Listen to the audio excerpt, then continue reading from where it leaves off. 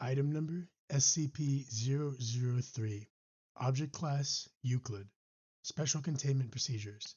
SCP-003 is to be maintained at a constant temperature of no less than 35 degrees Celsius and ideally kept above 100 degrees Celsius. No living multicellular organisms of Category 4 or higher complexity may be allowed to come into contact with SCP-003. In event of total power failure, if SCP-003-1 begins to increase its mass, assigned personnel must engage in skin contact with SCP-003-1. Ideally, personnel may use their body heat to return SCP-003-1 to above the critical temperature. However, skin contact must be maintained even in event of SCP-003 reaching activation temperature, lasting at minimum until SCP-003-1 advances fully to its second growth stage.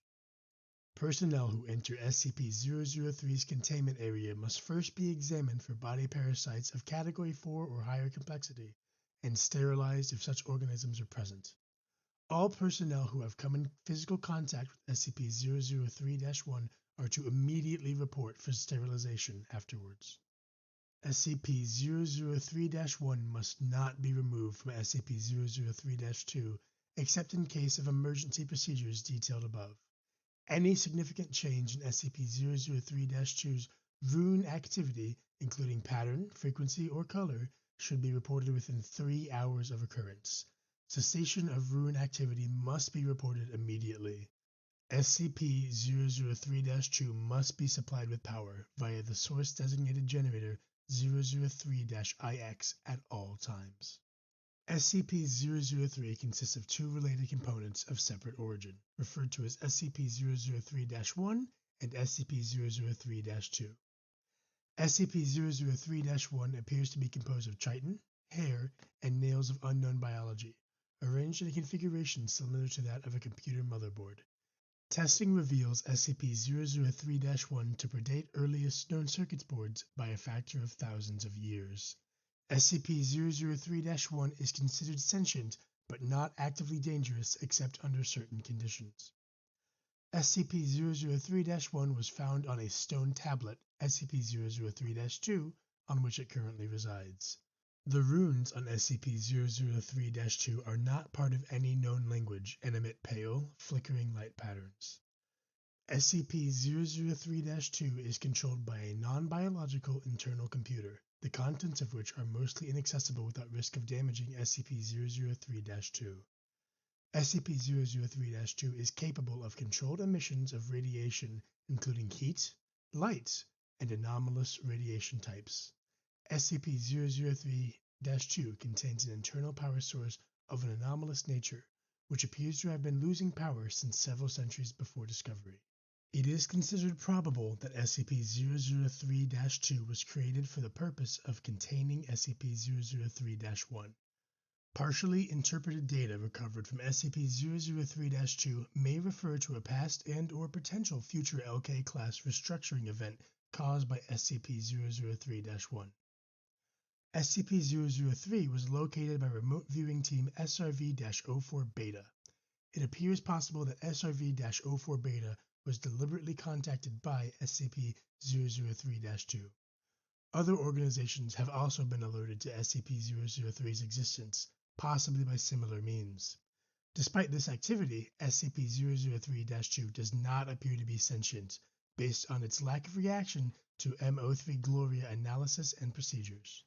When SCP-003 drops below the temperature of 35 degrees Celsius, both components react. First, SCP-003-1 enters a growth state characterized by an exponential increase in mass.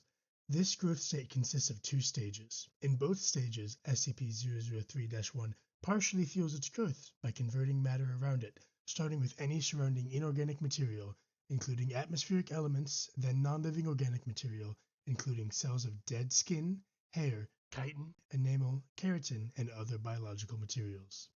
The first stage is always the same. SCP-003-1 will first increase its mass, then take a form similar in shape to an ophiroid, brittle star, of 15 meters in diameter, including what appears to be a central processor of 3 meters in diameter. It will form sensory organs that appear to scan its surrounding environment and will partially convert the area around it to an unidentified anomalous substance. SCP-003-2 seems immune from conversion. The second stage describes a growth alteration which occurs when SCP-003 comes into contact with living organic material. SCP-003 appears to template itself off of the organic material and will attempt communication with organisms that match its initial template or templates. In its second stage, SCP-003-1 may pause, slow, or change its growth, and will also convert inorganic and non-living organic elements into functionally similar structures while anomalously altering their physical makeup. While growth is consistent in the first stage, the second stage of SCP-003-1's growth rate is diminished by 20 to 90% so long as SCP-003-1 remains in contact with living organic material. The percentage is determined by the complexity of the organisms in contact with SCP-003-1. SCP-003-1 appears to devote a large amount of processing power to analysis of living organic material. During each of SCP-003-1's growth stages, SCP-003-2 releases bursts of radiation that temporarily inhibit SCP-003-1's growth, or reverse this growth when the temperature of SCP-003-1 rises above 100 degrees Celsius. Similar radiation emissions have been replicated or recorded via other anomalous means. SCP-003-1's biology has been the subject of extensive study.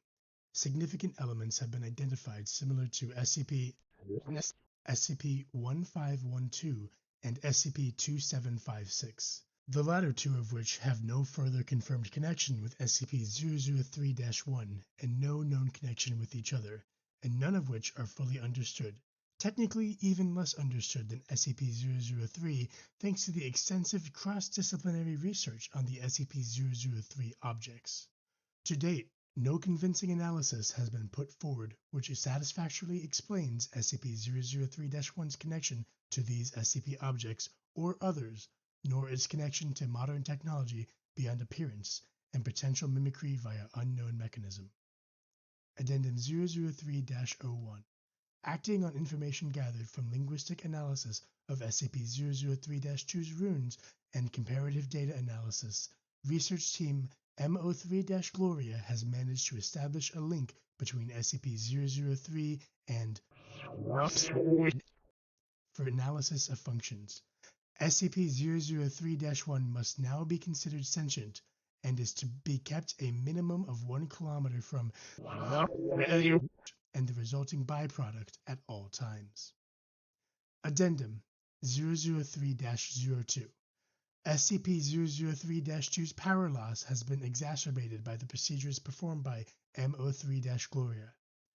On orders of O5-10, M03-Gloria will continue procedures. Addendum 003-03. During M03-Gloria's procedures, SCP-003-1 doubled its mass and began rapid structural growth.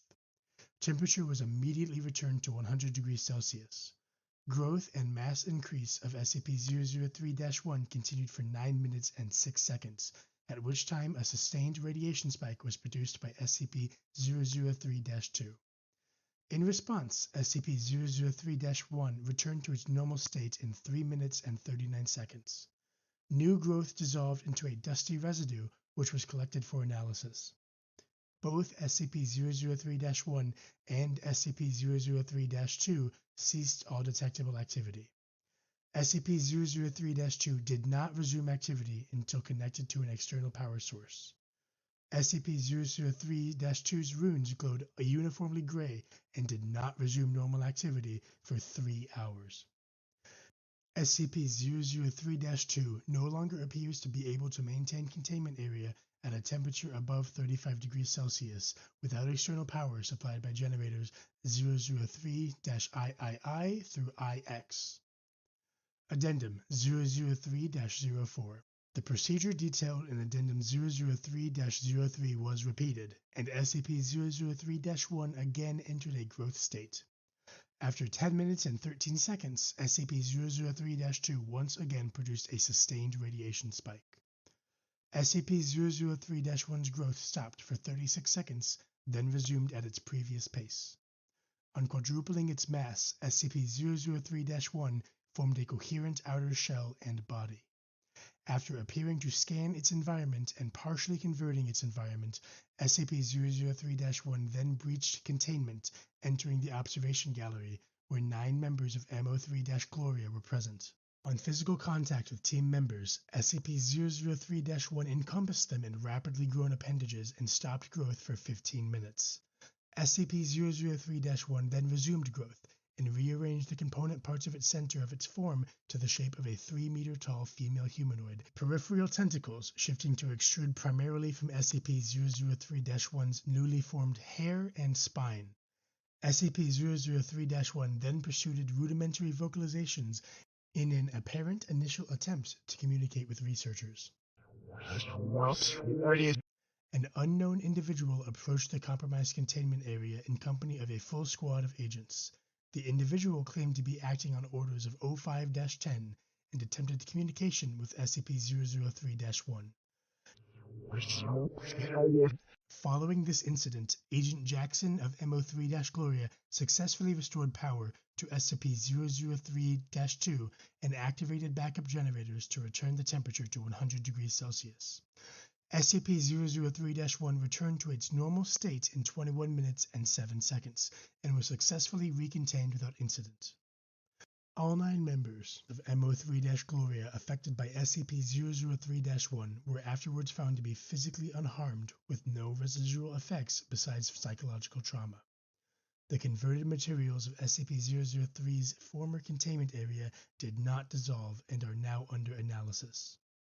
Addendum 003-5. In light of the previous incident, O5-10 was removed from the O5 Council by joint decision of O5 and O5. MO3-Gloria procedures have been indefinitely suspended.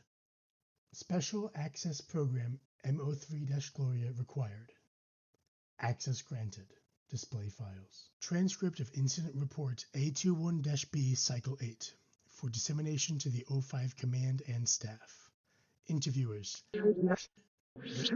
and present O5-2, O5-5, O5-7, O5-10, and staff.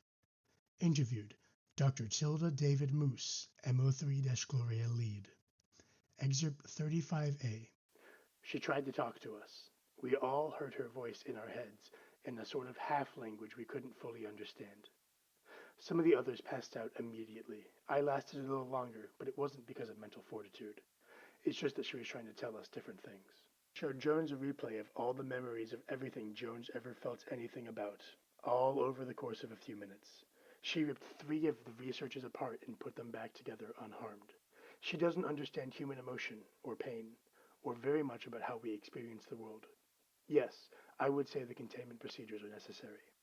Listen, she wants to remake the world into a paradise filtered through her own alien understanding of paradise, but still, a paradise designed for us, for humanity. She would be happy to make a paradise for any sufficiently complex organism she comes across first. Anything with a complex enough mind to accept her, say, a dog, or a housefly. If she breaches again, we have to be there first. What would it be like? I don't know. She showed us images. Not quite images. I can see them in my head, but they're not pictures. The closest thing I can think of is what you see when you close your eyes suddenly and tightly, but brighter and more complex. The images had metallic sounds associated with them, and sensory details that we don't have the words or concepts to describe. The whole effect felt like words of some kind. I believe she wanted to see what we could understand, so she could understand us. She didn't have time to finish analyzing us. I don't know what would have happened if she had.